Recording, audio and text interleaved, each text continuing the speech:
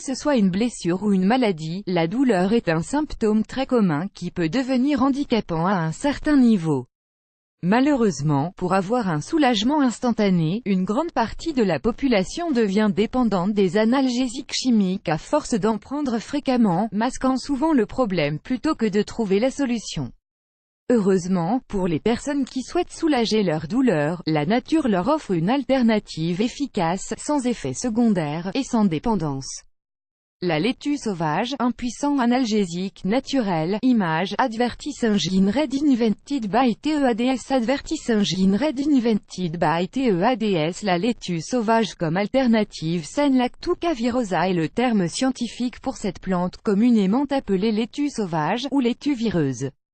Pendant longtemps, elle a été utilisée à la place des médicaments addictifs sous ordonnance. C'est une plante feuillue et de grande taille allant de 50 à 200 cm, avec de petits bourgeons jaunes, et pourrait être cultivée dans le jardin. Plus communément trouvée en Amérique du Nord et en Angleterre, c'est une cousine de la laitue courante que nous connaissons. On parle aussi de laitue amère, ou précisément, laitue d'opium. La raison pour laquelle on l'appelle laitue d'opium est due aux effets calmants et sédatifs que l'on peut obtenir dans une substance blanche présente dans sa tige et ses feuilles. Image, Advertise Engine Red Invented by TEADS. Advertise Engine Red Invented by TEADS. Cette substance laiteuse est appelée lactucarium. Et bien qu'elle ne contienne aucun opiacé, elle a des effets secondaires similaires lorsqu'elle est utilisée. Elle agit directement sur le système nerveux central pour atténuer la sensation de douleur, tout comme la morphine.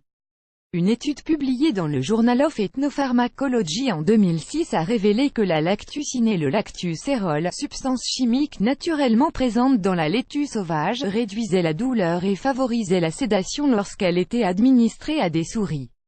Dans l'histoire, elle a été longtemps utilisée comme une alternative pour le soulagement de la douleur. Historique d'utilisation au XIXe siècle, les médecins utilisaient la laitue sauvage à la place de l'opium quand les réserves étaient faibles.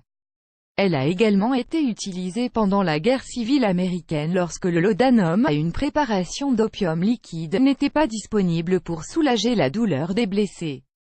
Advertise Engine Red Invented by TEADS. Advertise Engine Red Invented by TEADS. Profi Academy. You'll never believe how this man does sell without saying a single word. Profi Academy annulé Q10. Lazada Free Training étant $297. Lazada e-commerce training. For free, register now. Q10, Lazada Free Training annulé par Taboola. Contenu sponsorisé. Contenu sélectionné. Contenu sélectionné. Les Polonais ont également étudié abondamment la laitue sauvage durant cette période, les médecins ayant remarqué que même si elle avait des effets opioïdes, elle semblait n'avoir aucun des effets secondaires de l'opium. Les résultats de cette recherche ont été publiés dans plusieurs revues polonaises du XIXe siècle.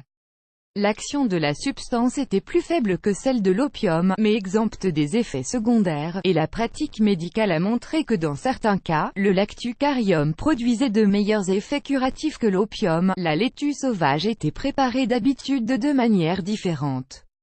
La première consistait à faire cuire la plante dans une casserole d'eau avec du sucre, jusqu'à ce que le mélange réduise à une consistance épaisse de sirop. Bien que ce soit une forme efficace, le mélange était assez amer même avec du sucre ajouté. La forme la plus commune cependant, était le séchage de la tige et des feuilles à utiliser comme une tisane. Il ne faut pas prendre plus de 2 cuillères à café de feuilles séchées à faire infuser dans l'eau bouillante pendant 10 à 15 minutes et ceci une fois par jour. Autre bénéfice de la laitue sauvage. Voici les raisons les plus populaires pour l'utilisation de cet analgésique naturel. Migraine. Les gens qui l'utilisent à cette fin affirment qu'ils ont moins de migraines qu'avant de commencer à utiliser la laitue sauvage. Insomnie. La laitue sauvage est utilisée fréquemment par les personnes qui ont du mal à dormir. Elle produit un sentiment de détente aidant la personne à s'endormir plus facilement, sans effets addictifs des somnifères couramment prescrits. Anxiété. La laitue sauvage peut agir comme un léger sédatif, permettant aux personnes souffrant d'anxiété de trouver un répit face au stress occasionné par cette dernière. Asthme et toux. La laitue sauvage a des propriétés antitussives, qui soulagent ou éliminent la toux. En outre, les patients asthmatiques qui ont utilisé des opiacés remarquent une amélioration de leur état. Ainsi, l'utilisation de la laitue sauvage au lieu d'opiacés sur ordonnance pourrait être une meilleure option pour eux. Attention, les femmes enceintes et les personnes souffrant d'allergie de l'ambroisie, de glaucome ou d'hypertrophie de la prostate ne doivent pas en consommer, plus grand que.